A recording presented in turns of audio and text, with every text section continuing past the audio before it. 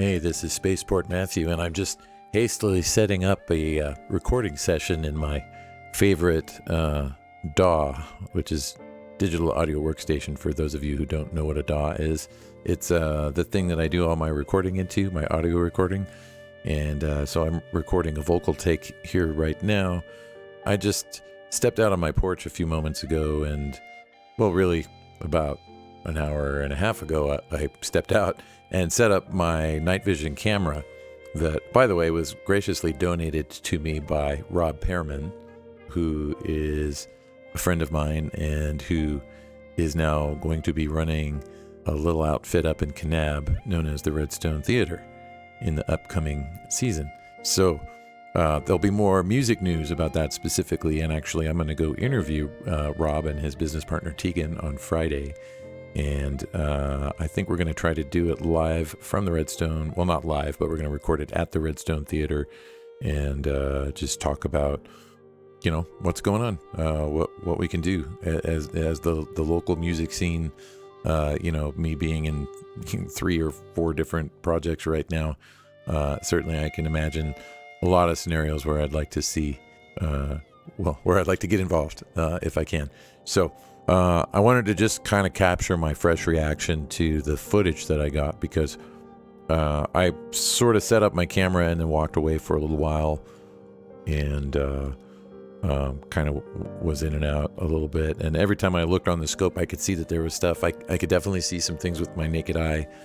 And when I started filming, apparently my scope was really out of focus. So at some point I moved it, repositioned it, and realized that it was really out of focus, and I sharpened it, and I threw away all the footage that was prior to that because it was just too messy. The light was just too diffuse, and objects were just not so easy to make out. So I started it with the real, right at the point where my focus comes in.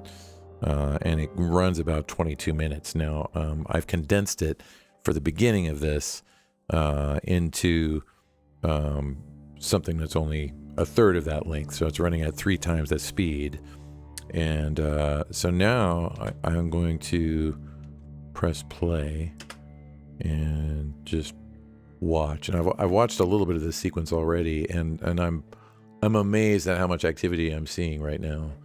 On here, there must be, I don't know, a dozen objects or more.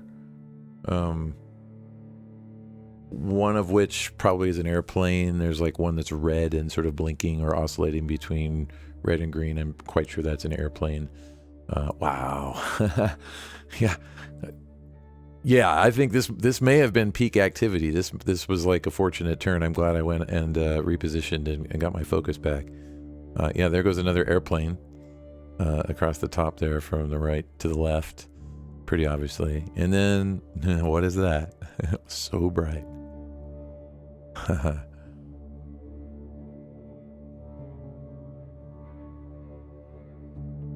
Wow.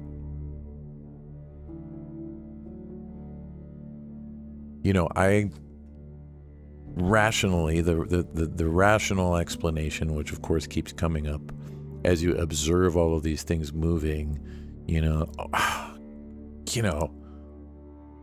that just appeared to accelerate to me, but I don't know if that's true. And there's so many that just do these conspicuous flybys, and they all light up at the same time. So I've actually adjusted the color on this 3 times speed video that we're watching. I tried to take out some of the white, because there's a lot of white and graininess in the image. You'll see if I make this cut a long cut, I may not, kind of judging as I go. I still have the raw footage, and I may tack that on to the end here, but then that means that I'll be putting out a 30-minute video. So I'm probably just going to keep to this, 10 minutes or less kind of approach.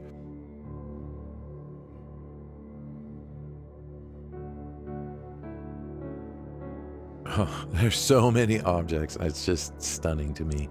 And I was reflecting on this to myself earlier how blessed I feel that I'm able to just see this right from my porch.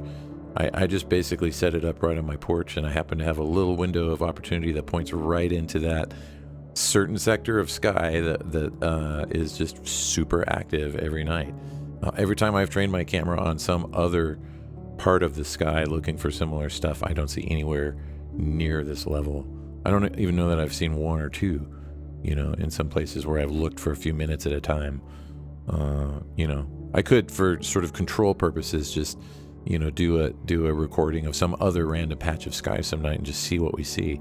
But this area to the northeast of me, the northeast, I think it's probably about 285 degrees on a compass. Not that compasses will be registering that direction after the Earth's magnetic shifts are all done a few years from now. But, for right now, that bearing is probably accurate. I'm going to use this opportunity to, I don't know. Just maybe I'm going to shut up and look.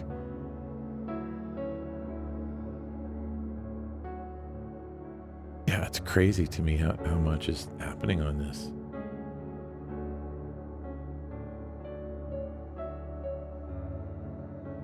Wow, so bright. That one's so bright.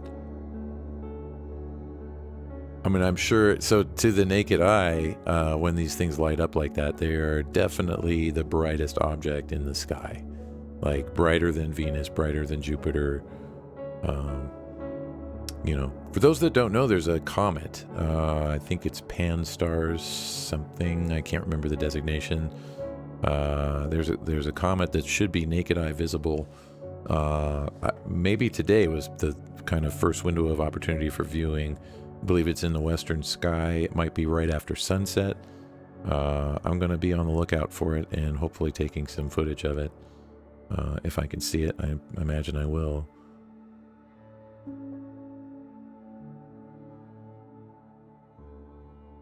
And that comet, by the way,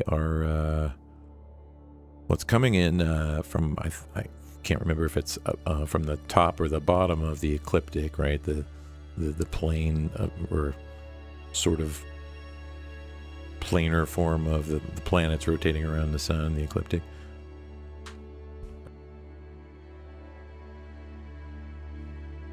Oh, I'm sorry. I'm hearing my audio. Sorry, I thought I heard a weird noise in my house, and I actually overheard the audio that was like sped up 3 times, so that was really weird. I'm gonna mute myself. That is the other me that was talking on camera. So that little Acaso camera that I have, the audio quality is not great. So.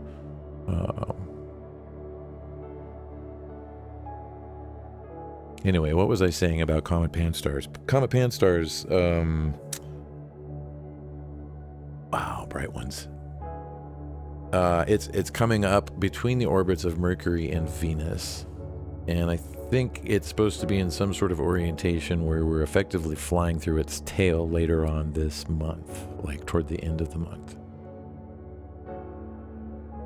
So, who knows what the state of our world is going to be before that happens. I'm not anticipating the zombie apocalypse, nor do I think anybody else should, but it's interesting to me as a cosmological observer and increasingly a believer in astrological observation, which I think is founded in the science that interconnects every object to every other object in this universe. For those of you who have never heard of like electric universe theory, that's worth checking out. There's a YouTube creator, I think it's or team called Thunderbolts Project. Very, very interesting, and the content, like the things that they look at on that channel, they look at geology, especially some of the really dramatic geology that's all around me here in the desert in the Southwest. the Grand Canyon and what formed that. There's some alternate theories about its formation. The standard story is that it was all erosion and uplift, but there's, all kinds of missing layers of geology, the great unconformity, which river runners, some of whom are my friends and associates in bands, have seen these with their own eyes and been down there. And it's just places where suddenly there's like 1 billion years of rock missing from a place where there should be rock. All right, so I guess I've come to the end of my video here. So I guess just to keep the imagery going a little bit longer, I'm going to drag my other video back here for a moment, and let me see where we're at. Okay, so we're at like 8 minutes. So I'm trying not to take up too much of your precious time.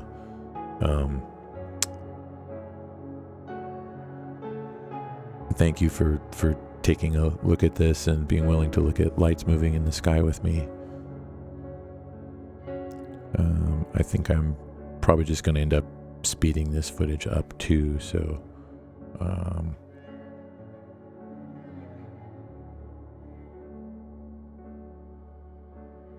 okay, what we'll do, I'm making live edits to my track in DaVinci as I'm playing the thing back. Okay, here we go. Okay, yeah, so now I'm back to looking at all kinds of orbs in the sky again. At least I will have already made this editing move for you, so you will have been looking at orbs, but I just started looking at them again, so yeah, wow, that is so bright.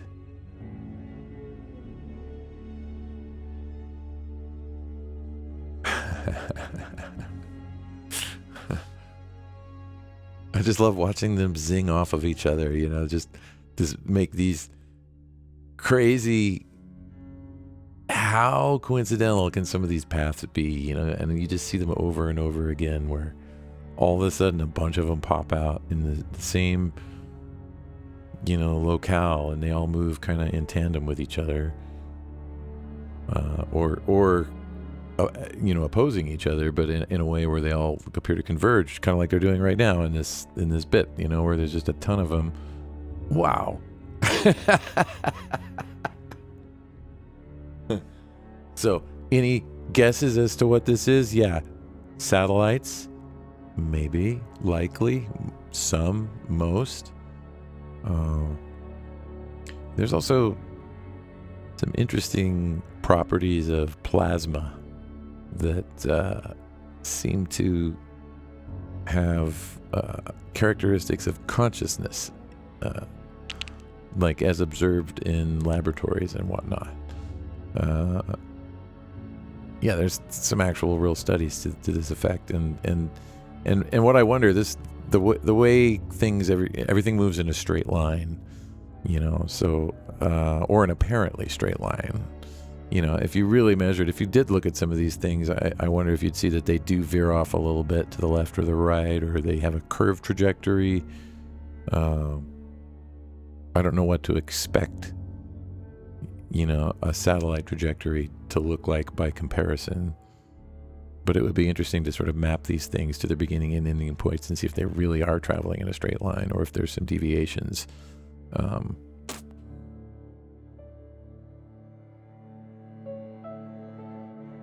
Wow.